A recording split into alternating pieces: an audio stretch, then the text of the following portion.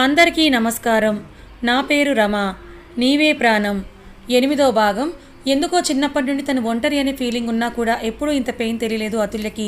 కానీ మొదటిసారి మనసుకి భరించలేనంత కష్టంగా అనిపిస్తుంటే చేతిలో ఉన్న తన తల్లిదండ్రుల ఫోటో చూస్తూ అక్కడే కూర్చొని బాధపడుతూ ఉంది.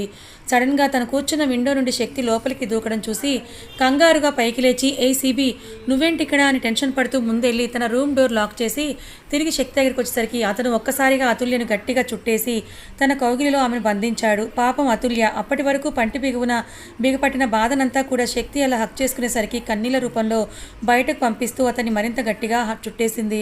ఆమె స్పర్శలోనే ఆమె తనని ఎంతగా మిస్ అయిందో తెలుస్తూ ఉంటే శక్తి పెదాల మీదకు చిన్న చిరునవ్వు వచ్చి చేరింది. దాంతో ఆమెను మరింత గట్టిగా చుట్టేసి ఆమె వెన్ను నిమురుతూ బంగారం ఏడవకరా వచ్చేసాను కదా అనేసరికి అతుల్యకు శక్తి తనని అంతగా వెయిట్ చేయించడం గుర్తొచ్చి శక్తిని కోపంగా వెనక్కి నెట్టేసి బెడ్ మీద పిల్లోస్ అన్నీ అతని మీదుగా విసరడం మొదలుపెట్టింది.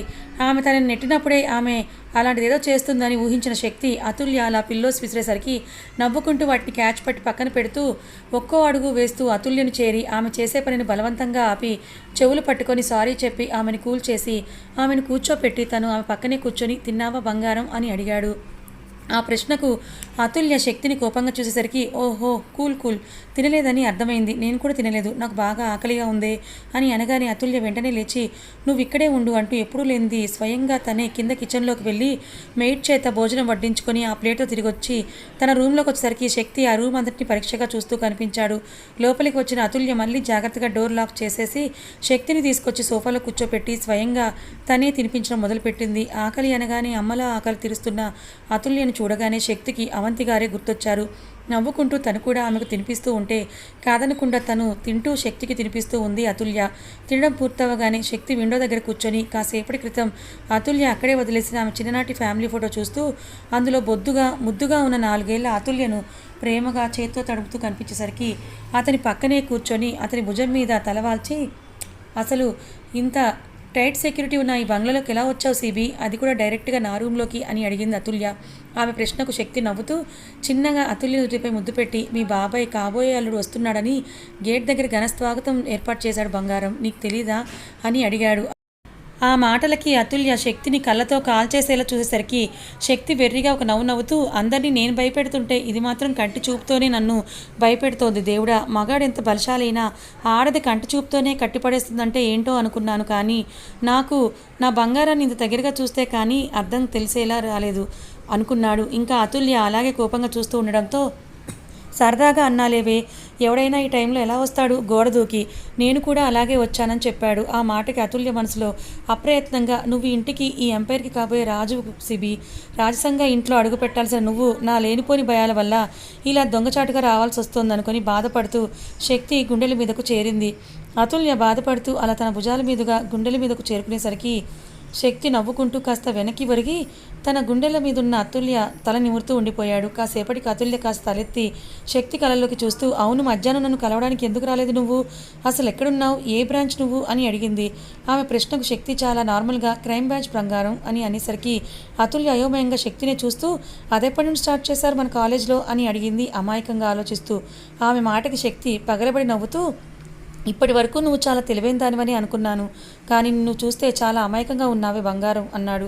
శక్తి సడన్గా అలా నవ్వేసరికి అతని నవ్వుని మైమరుపుగా చూస్తున్న అతుల్య అతను అలా అనేసరికి కోపంగా శక్తి గుండెల మీద కొడుతూ ఈడియట్ నన్నే అంత మాట అంటావా అంటూ అప్పటికే శక్తి నవ్వుతూ పూర్తిగా నేల మీద ఒరిగిపోయేసరికి పూర్తిగా అతని మీదకి ఎక్కేసింది అతుల్య. అంటే శక్తి నేల మీద పడుకొని ఉంటే అతుల్య శక్తి మీద పడుకుంది. కొడుతూ తనకు తెలియకుండానే శక్తి చుట్టూని చేతులు బిగించి అతని గుండెల్లో తన తలని దాచుకుంది అతుల్య. ఆమెకు తెలుస్తోంది తన మనసుకి శక్తిని ఎంత బలంగా కోరుకుంటుందో అని. అలాగే ఏదో మూలన అతనికి తిరిగి తన ప్రేమను పంచితే అతనికి ఏమైనా అవుతుందేమో అన్న భయం కూడా అతన్ని సమక్షంలో దూరం అవుతున్నా తిరిగి తను ఒంటరిగా ఉన్నప్పుడు తను తొలిచేస్తూ ఉంటుంది.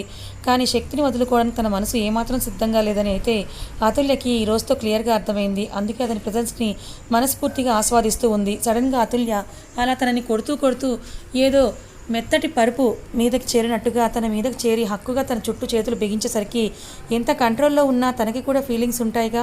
పైగా ఇప్పుడు అతుల్య అంత దగ్గరగా ఉండేసరికి ఏదో ట్రాన్స్లో ఉన్నట్టుగా అతుల్య నడుం దగ్గర టీషర్ట్ నుండి డైరెక్ట్గా ఆమె నడుం మీద చేయి వేసి నెమ్మదిగా నిమురుతూ ఉండగా సడన్గా అతని స్పర్శ డైరెక్ట్గా నడుములు తాకడంతో అతుల్య శరీరం అంతా ఒక్కసారిగా కరెంట్ షాక్ కొట్టినట్టుగా అనిపించింది. అంతే, అతని స్పర్శకు గొంతులో తడి ఆరిపోతుంటే వెంటనే అతని మీద నుండి లేచే ప్రయత్నం చేసింది. కానీ అప్పటికే ఆమెలో తడబాటును గమనించిన శక్తి ఆమెకు అవకాశం ఇవ్వకుండా ఆమెను అలానే పడుకోబెట్టుకొని ఆమె నుదుటిపై సున్నితంగా స్పృశించి, కంగారు పడుకు బంగారం, నీకు ఇష్టం లేకుండా నేను ఇంతకంటే ముందుకు వెళ్ళను, ఇదైనా అని అంటూ తన చేతిని అలాగే నడుము మీదనే ఉంచి, నువ్వు ఇలా ఇంత దగ్గరగా ఉండేసరికి కాస్త టెంప్ట్ అయ్యాను అంతే అనేసరికి అతని స్పర్శలో తప్పుడు భావం కానీ కామం కానీ లేక తనకి అతని స్పర్శ ఇబ్బంది కానీ కలగజేయకపోవడంతో అతుల్య పెరిగిన హార్ట్ బీట్ని కష్టంగా కంట్రోల్ చేసుకొని కాసేపటికి శక్తి స్పర్శకు అలవాటు పడి కాస్త స్థిమితపడ్డాక శక్తి గుండెల మీద చిరుముద్దిచ్చి మౌనంగా కళ్ళు మూసుకుంది. అతుల్య తన ప్రెజెన్స్ని ఆమె ఇష్టంగా ఆస్వాదిస్తోందని అర్థమైన శక్తి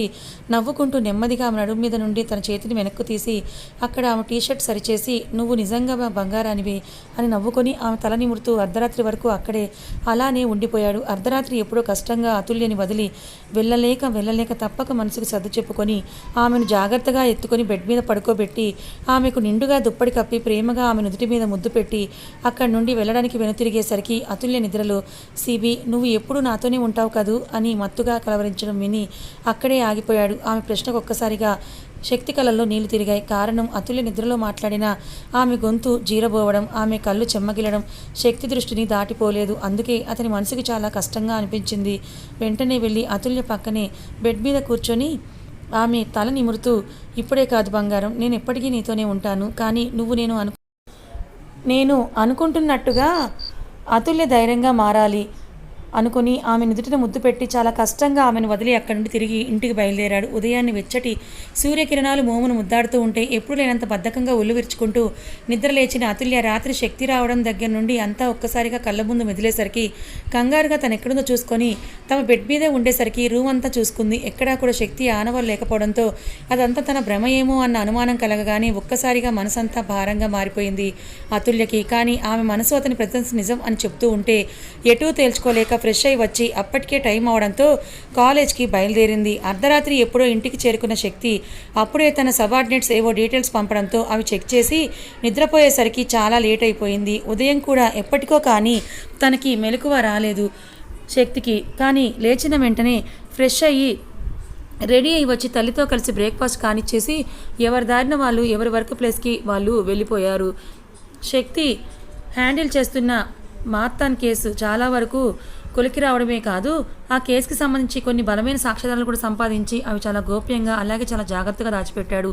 కలుగులో ఉన్న ఎలుకను బయటకు తీసుకురావడానికి ఎరవేసినట్టుగా ఇప్పటి వరకు అసలు ఎలా ఉంటాడో కూడా తెలియని మారన్ని బయటకు లాగడానికి తనదైన శైలిలో అతని చీకటి సామ్రాజ్యాన్ని వెలుగులోకి తీసుకొని రావడానికి తన ప్రయత్నంలో తనున్నాడు. శక్తి 2 రోజులు అదే బిజీలో ఉండిపోయాడు. కానీ అతుల్యకి అలాగే ఛాన్స్ ఇవ్వకుండా ఆమెకు నైట్ టైం కలిసే మొన్నటిలానే ఒకరికొకరు భోజనం తినిపించుకోవడం, అలాగే శక్తి అతుల్యను తన మీద పడుకోబెట్టుకుని కబుర్లు చెబుతూ ఆమె చెప్పే కబుర్లు వింటూ అర్ధరాత్రి వరకు ఆమె దగ్గర టైం స్పెండ్ చేస్తూ ఉదయం అయ్యేసరికి పోలీస్ మోడ్లోకి రావడం కామన్ అయిపోయింది. 2 రోజుల తర్వాత శక్తి దయ వల్ల అసలు నిద్ర పట్టక తెల్లారి నిద్రలే చాలటూ ఉన్న అతుల్య కాస్త అర్ధరాత్రి వరకు అతని గుండెలో నిద్రపోవడంతో నైట్ అంతా హాయిగా నిద్రపోతూ ఉదయం కాలేజ్ టైం దగ్గర పడ్డాక లేవడం, లేచాక కంగారుగా రెడీ అయ్యి అంతకంటే కంగారుగా కాలేజీకి వెళ్ళడం అతుల్యకి బాగా అలవాటైపోయింది. అలానే ఈరోజు కూడా లేట్గా లేచినా అలవాటు ప్రకారం కంగారుగా రెడీ అయిపోయి వల్లి గారు టిఫిన్ చేసి వెళ్ళమని చెబుతున్నా కూడా వినకుండా తొందరగా కాలేజ్కి చేరుకుంది అతుల్య. ఎందుకో ఈరోజు ఉదయం నిద్రలేచిన దగ్గర నుండి అతుల్య మనసేం బాగోలేదు. పైగా ఉదయం నుండి పదే శక్తినే గుర్తుకొస్తుంటే అతన్ని చూడాలని మనసు పదే గొడవ చేయడం మొదలుపెట్టింది. క్లాసెస్ కూడా సరిగ్గా వినబుద్ధి కాక శక్తి ఏవైనా తన కోసం వస్తాడేమో అని లైబ్రరీకి వెళ్ళి కూర్చుంది. మధ్య కాలేజీ వ్యవహారాల్లో పడి అతుల్యను కలవడమే కుదరటం లేదు అవంతి గారికి. దాంతో శక్తి కోసం వెయిట్ చేస్తున్న అతుల్య దగ్గరికి అవంతి గారు రావడంతో కొంత మనసు తేలికపడింది. చాలా రోజుల తర్వాత ఇద్దరూ కలవడంతో మాటల్లో పడి టైం చూసుకోకపోవడంతో సాయంత్రం వరకు అక్కడే ఉండిపోయారు. సాయంత్రం కాలేజ్ ముగించాక అవంతి గారికి కాల్ రావడంతో టైం చూసుకొని ఇద్దరు నవ్వుకున్నారు. అప్పుడు ఇక ఇద్దరు బాయ్ అని చెప్పుకొని ఎవరింటికి వాళ్ళు బయలుదేరారు. అతుల్య ఇంటి దారి పట్టగా దారిలో ఒక చోట చాలాసేపు కారు ఆగిపోవడంతో విసుగ్గా ముందుకు చూసిన అతుల్య ఒక్కసారిగా షాక్కి గురైంది. అక్కడ శక్తి ఎప్పుడూ లేనిది యూనిఫామ్లో ఉండడమే కాకుండా స్టైల్గా పోలీస్ జీప్కి ఆనుకొని తన సబార్డినేట్స్ ఒక వ్యక్తిని ఇష్టం వచ్చినట్టుగా కొడుతూ ఉంటే అక్కడే నించొని వాళ్ళని చూస్తూ ఉన్నాడు శక్తి.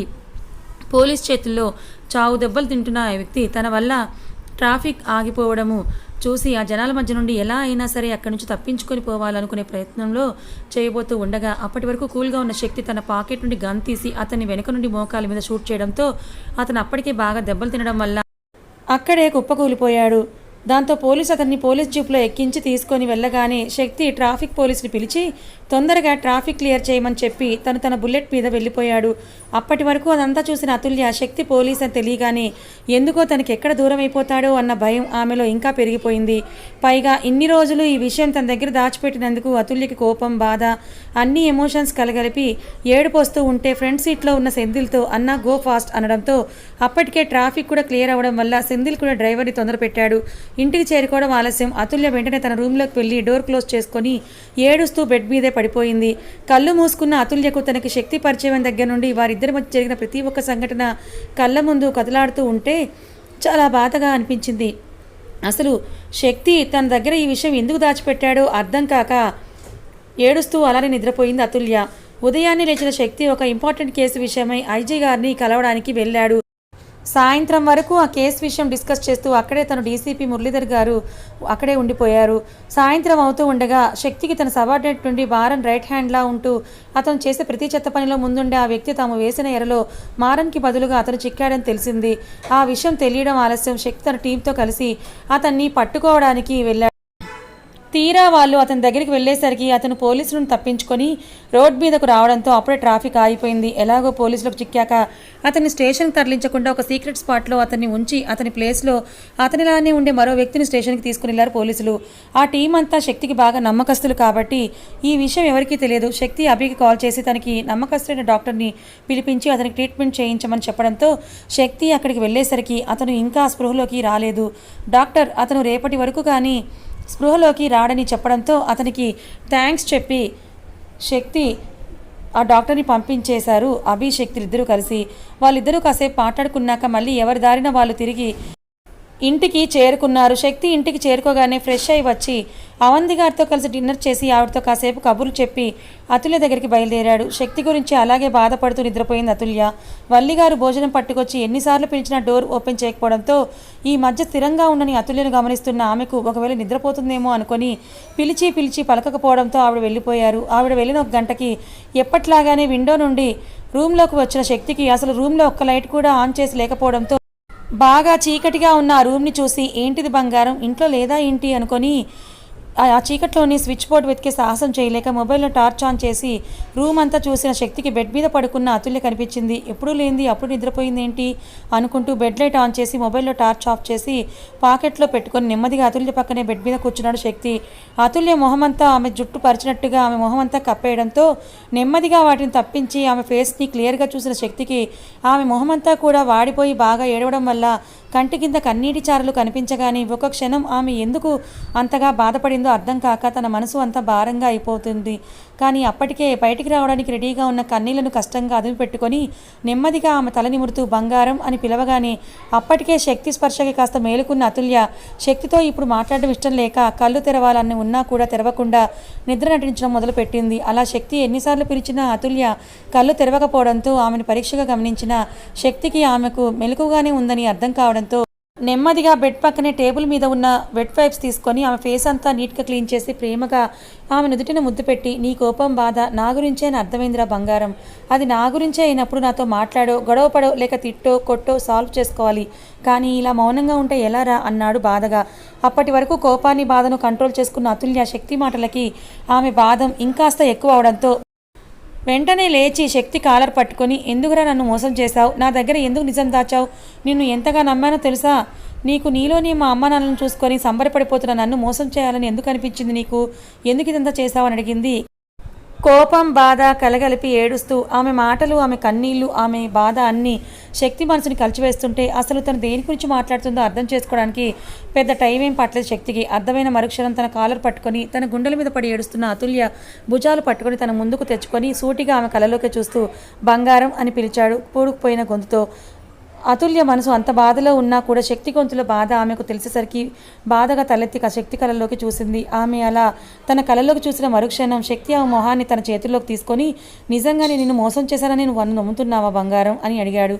ఆ ప్రశ్నకు అతుల్య శక్తి కళల్లో ఆ ప్రశ్న అడుగుతున్నప్పుడు చేరిన కన్నీళ్లను, ఆ కళ్ళల్లో తన మీద కనిపిస్తున్న అనంతమైన ప్రేమను చూస్తూ శక్తి తనని మోసం చేశాడని ఆమె మనసు మాత్రమే కాదు, ఆమె మెదడు కూడా ఒప్పుకోకపోవడంతో వెంటనే శక్తిని గట్టిగా హక్ చేసుకొని, నా సీబీ నన్ను మోసం చేయడు, నా సీబీకి నేనంటే ప్రాణం కదా అని, మరి ఎందుకు నా దగ్గర ఈ నిజం దాచిపెట్టావని అడిగింది మరింత గట్టిగా చుట్టుకుపోతూ. ఆమె తన మీద చూపిస్తున్న నమ్మకానికి శక్తి మనసు కాస్త తేలిక పడడమే కాదు, చాలా సంతోషంగా అనిపిస్తుంటే ఆమె వెను నిమురుతూ ఏడవకు అంటూ ఆమె కన్నీళ్లు తుడిచి, నేను నీ దగ్గర ఏ విషయం దాచలేదు, కాకపోతే టైం వచ్చినప్పుడు అని నీకే తెలుస్తాయని వేచి చూశానంతే. అయినా నేను నిన్ను కలిసిన ప్రతిసారి యూనిఫామ్లో లేకపోవచ్చు, కానీ నా దగ్గర ఎప్పుడు గన్ ఉంటుంది, కనీసం నన్ను హక్ చేసుకున్నప్పుడు అయినా నువ్వు గమనించకుండా నన్ను అంటే ఎలా బంగారం అని అడిగాడు నవ్వుతూ. శక్తి ప్రశ్నకు అతుల్య కోపంగా చూస్తూ, నీ టచ్ని నన్ను అసలు స్పృహలో ఉండనిస్తే కదా నీకు నేను గమనించేది సీబీ అని మనసులో అనుకొని, అంటే నిన్ను హక్ చేసుకున్న ప్రతిసారి నీ బాడీ అంతా తడుముతున్నాను అనుకున్నావా ఇడియట్ అని అంటూ కోపంగా శక్తిని కొట్టడం మొదలుపెట్టింది అతుల్య. ఆమె మళ్ళీ తన దగ్గర అలర్ట్ చేయడంతో శక్తి హ్యాపీగా ఫీల్ అవుతూ ఇంకా కొడుతున్న ఆమె చేతుల్ని పట్టుకొని దగ్గరకు లాక్కొని తమ మధ్య గాలి కూడా దూరనంత గట్టిగా హక్ చేసుకొని, నేను నీ దగ్గర ఏ విషయాలు దాచలేదు బంగారం, కానీ నీకు తెలియాల్సిన నిజాలు ఇంకా చాలా ఉన్నాయి బంగారం, తొందరలోనే నీకు అవన్నీ కూడా విషయాలు తెలుస్తాయి అనుకొని ప్రేమగా అతుల్య నుదుటిపై ముద్దు పెట్టి, బంగారం నువ్వు వెళ్ళి ఫ్రెష్ అయ్యి రాపో, ఈలోపు నువ్వు తినడానికి నేనేదో ఒకటి తీసుకొస్తాను అని అంటాడు శక్తి. అలా అనగానే అతుల్య కంగారుగా, ఎలా తీసుకొస్తావు అని అడిగింది కంగారుగా. కథ ఇంకా ఉంది. అతుల్యకి ఇంకా తెలియాల్సిన ఆ నిజాలు ఏమిటి, అసలు మారన్కి అతుల్యకి ఉన్న సంబంధం ఏమిటి, వాళ్ళ అమ్మ నాన్నలను చంపింది ఎవరు, మరి ఈ విషయాలన్నీ శక్తి కనుక్కొని అతుల్యకి చెబుతాడా, ఆ తర్వాత అతుల్య రియాక్షన్ ఏంటి, అసలు శక్తి ప్రేమిస్తుంది అతుల్యని అని తెలుసుకున్న అవంతి గారి పరిస్థితి ఎలా ఉంటుంది తెలుసుకోవాలనుకుంటే మన ఛానల్ని ఫాలో అవ్వండి. కథ నచ్చితే లైక్ చేయండి, మరి కొంతమందికి షేర్ చేయండి. ఇలాంటి మరిన్ని మంచి కథల కోసం ఛానల్ని సబ్స్క్రైబ్ చేసుకోండి. Thank you so much for watching.